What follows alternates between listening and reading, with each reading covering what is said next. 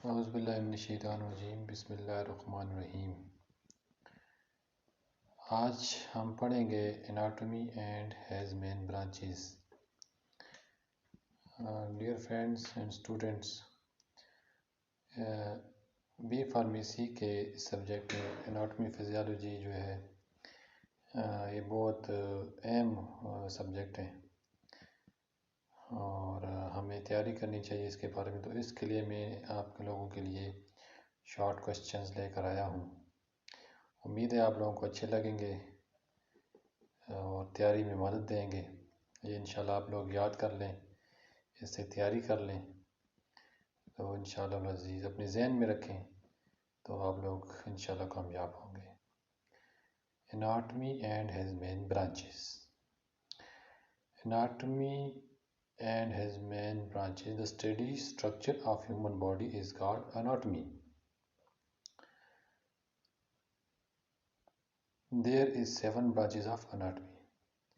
The steady structure انسانی جسم کے ڈھانچے کی ساخت کے مطالعے کو اناٹمی کہتے ہیں۔ There is 7 branches of anatomy. Anatomy کی 7 برانچز ہیں۔ Number 1، histology. The study of the microscopic structure of organs is called histology.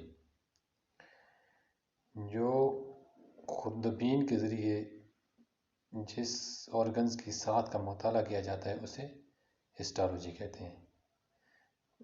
Tissues and sales اور the study of tissues and cells structure is called histology. یعنی کہ جدھر سے انسان کی ایک ابتدا ہوتی ہے نا، جدھر سے سیلز بنتے ہیں، سب سے پہلے انسان کی ابتدا سیلز سے سٹارٹ ہوتی ہے تو اس کو ہسٹالوجی کہتے ہیں۔ آسان ہے۔ اس کے بعد دوسرے نمبر پہ آ جاتا ہے embryology. Embryology is called development anatomy, a study of embryo from single called zygote to fully formed fetus.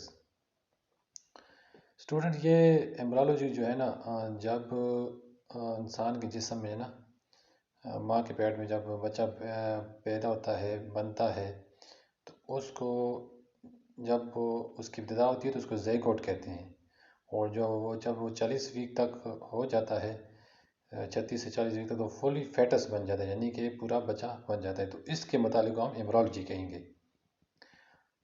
اچھا، اس کے بعد آ گیا gross anatomy. Gross anatomy is the branch of human anatomy which is study structure of human body by naked eye without microscopic or lenses. Gross anatomy میں پڑھایا جاتا ہے انسان کے جسم کے بارے میں، وہ جسم کا حصے جو ہم اپنی آنکھ کے ذریعے دیکھ سکتے ہیں،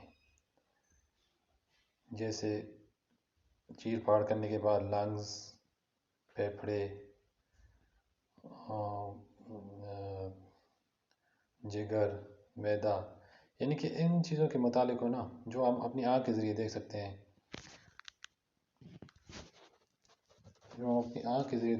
اس کو گراس اناٹومی کہتے ہیں۔ اس کے بعد آ گیا zootomy. The anatomical study of animals is called zootomy. جانوروں کے متعلق اناٹومیکل اسٹڈی کو زوٹومی کہتے ہیں۔ یہ تو آسان ہے، جانوروں کے متعلق جو معلومات ہوگی اس کو زوٹومی کہتے ہیں۔ Pathology, the anatomical study of plants is called pathology. آسان ہے یہ بھی، پودوں کے متعلق جو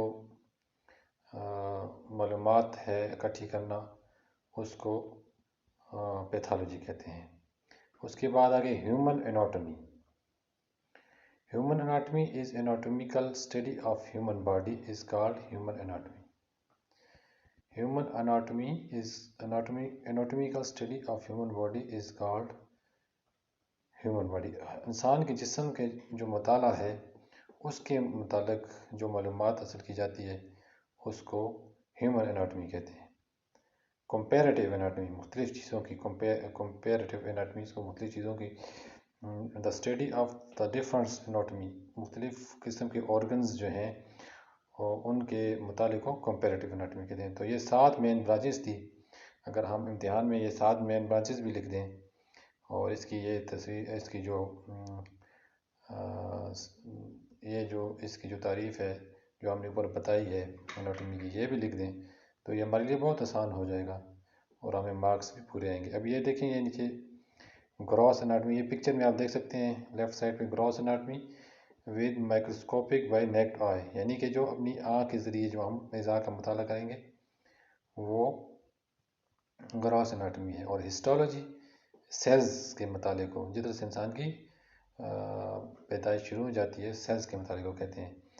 اور embryology study of ایمبرو، study of ایمبرو، یعنی کہ ابھی اوپر آپ دیکھ سکتے ہیں چھوٹا چھوٹا بچہ ہوتے ہوتے ہوتے بچہ جو ہے نا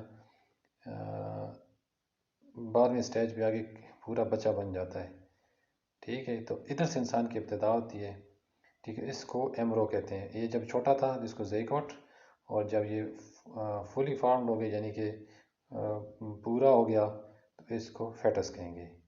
آج کے لیے اتنا ہی، انشاءاللہ پھر نیکسٹ اگلے سوال کے لیے حاضر ہوں گے، اور انشاءاللہ العزیز عام معلومات آپ تک پہنچاتے رہیں گے۔ اللہ پاک ہمارا حامی و ناصر ہو۔